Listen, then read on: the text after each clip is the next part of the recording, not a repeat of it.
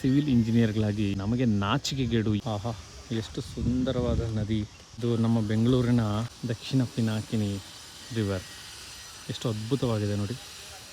ನೋಡೋದಕ್ಕೆ ಎರಡು ಕಣ್ಣುಗಳು ಸಾಲದು. ಇಲ್ಲಿ ಬಂದು ನಿಂತ್ಕೊಂಡ್ರೆ ಆಹಾ, ಇಲ್ಲಿರ್ತಕ್ಕಂತಹ ಸುವಾಸನೆ, ವಾತಾವರಣ ಹೇಳಿ ಮಾಡಿಸ್ತಾಗಿದೆ. ಇದು ನಮ್ಮ ಬೆಂಗಳೂರಿನ ನೈಜ ಪರಿಸ್ಥಿತಿ. ಇದು ದಕ್ಷಿಣ ಪಿನಾಕಿನಿ ನದಿಗೆ ಸೇರ್ತಕ್ಕಂತಹ ನೀರು. ಯಾವುದಪ್ಪ ನೀರು? ಪರಿಶುದ್ಧವಾದ ಮಳೆ ನೀರಲ್ಲ, ಗಂಗೆ ಇಳಿದು ಧರೆಗೆ ನದಿಗೆ ಸೇರ್ತಾ ಇರ್ತಕ್ಕಂಥದ್ದಲ್ಲ. ನಾವು ಈ ಸ್ವಾರ್ಥ ಜನಗಳು ಸೇರ್ಕೊಂಡು ಮಾಡಿರ್ತಕ್ಕಂಥ ಗಲೀಜು ನೀರಿದು. ಗಲೀಜು ನೀರಿನಲ್ಲಿ ನಾವಿರಲಿ, ಹಂದಿಗಳು ಕೂಡ ಹೋಗಿ ಮೂಸು ನೋಡೋದಿಲ್ಲ. ಅಷ್ಟು ದುರ್ವಾಸನೆ, ದುರ್ನಾತ ಹೊಡಿತಿರ್ತಕ್ಕಂಥ ರಿವರ್ನಲ್ಲಿ ರೀತಿಯಾದ ಒಂದು ವಾತಾವರಣ ಬೆಂಗಳೂರು ಸೃಷ್ಟಿ ಮಾಡ್ತಾಯಿದೆ. ಇವತ್ತು ಬೆಂಗಳೂರಿನ ಅತಿ ದೊಡ್ಡ ಮಾಲಿನ್ಯಗೊಂಡಿರ್ತಕ್ಕಂಥ ನದಿಗಳಲ್ಲಿ ದಕ್ಷಿಣ ಪಿನಾಕಿನಿ ನದಿ ಕೂಡ ಒಂದು. ಪುಷ್ಪಾವತಿ ನದಿನ ನಾವು ಕೆಂಗೇರಿ ಮೋರಿಯಾಗಿ ಮಾಡಿ ಎಲ್ಲರೂ ಬೈಕೊಂಡು ಓಡಾಡ್ತಾ ಇರ್ತಾರೆ. ಆದರೆ ಇದು ಹೊರಭಾಗದಲ್ಲಿರ್ತಕ್ಕಂಥದ್ರಿಂದ ಯಾರಿಗೂ ಗೊತ್ತಾಗೋದಿಲ್ಲ. ಎಲ್ಲೋ ನಂದಿ ಬೆಟ್ಟದಲ್ಲಿ ಹುಟ್ಟಿ ಹೊಸಕೋಟೆ, ವೈಟ್ಫೀಲ್ಡ್ ಮಾರ್ಗವಾಗಿ ತಮಿಳ್ನಾಡಿಗೆ ಹೋಗಿ ಅಲ್ಲಿಂದ ಬೇ ಆಫ್ ಬೆಂಗಾಲ್ಗೆ ಸೇರ್ಕೊಬೇಕಾಗಿರ್ತಕ್ಕಂಥ ಈ ಒಂದು ನದಿ ಇವತ್ತು ಕೊಳೆತು ದುರ್ನಾತ ಹೊಡಿತಾ ಇದೆ. ಎಷ್ಟೋ ರೈತರಿಗೆ ಆಶಾದಾಯಕವಾಗಿರ್ತಕ್ಕಂತಹ ಈ ನದಿ ಇವತ್ತು ಅದೇ ರೈತರಿಗೆ ಮುಳುವಾಗಿ ನಿಂತಿದೆ.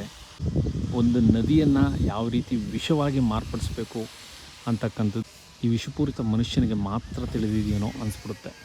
ಇದಕ್ಕಾಗಿ ನಾನು ಎಲ್ಲರ ಹತ್ರನೂ ಮನವಿ ಮಾಡ್ಕೊಳೋದೇನಪ್ಪ, ಯಾವಾಗಲೂ ಕೇಳ್ಕೊಳೋದೇನಪ್ಪ, ದಯಮಾಡಿ ನಿಮ್ಮ ಮನೆಗಳಿಂದ, ನಿಮ್ಮ ಕಮ್ಯುನಿಟಿಗಳಿಂದ, ನಿಮ್ಮ ಅಪಾರ್ಟ್ಮೆಂಟ್ಗಳಿಂದ ಬರ್ತಕ್ಕಂಥ ವೇಸ್ಟ್ ನೀರನ್ನು, ಇಂಡಸ್ಟ್ರಿಗಳಿಂದ ಬರ್ತಕ್ಕಂಥ ವೇಸ್ಟ್ ನೀರನ್ನು ಟ್ರೀಟ್ ಮಾಡಿಬಿಡಿ.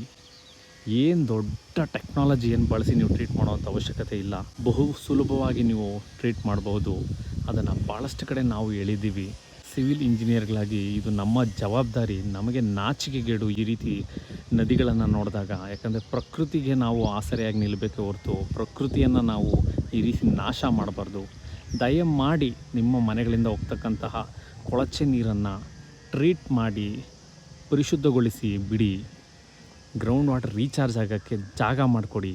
ಇದೇ ನೀರೇ ನಿಮ್ಮ ಬೋರ್ವೆಲ್ಗಳಲ್ಲಿ ಬರೋದು. ಯಾಕೆ ಬೋರ್ವೆಲ್ಗಳು ಬತ್ತೋಗ್ತಾಯಿದೆ ಬೆಂಗಳೂರಿನಲ್ಲಿ? ಇದೇ ಕಾರಣಕ್ಕೆ. ಈ ಒಂದು ಕಲ್ಲರ್ ನೋಡ್ಬೋದು ನೀವು, ಎಷ್ಟು ಕಪ್ಪಾಗಿದೆ ಅಂಥೇಳಿ.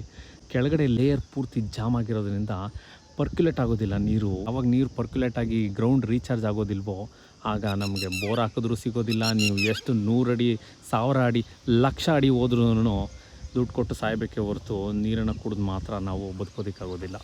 ಇದು ನಮ್ಮ ಬೆಂಗಳೂರಿನ ಒಂದು ನದಿಯ ನೈಜ ರೂಪ. ನಾಚಿಕೆ ಆಗಬೇಕು ನಮ್ಮೆಲ್ಲರಿಗೂ.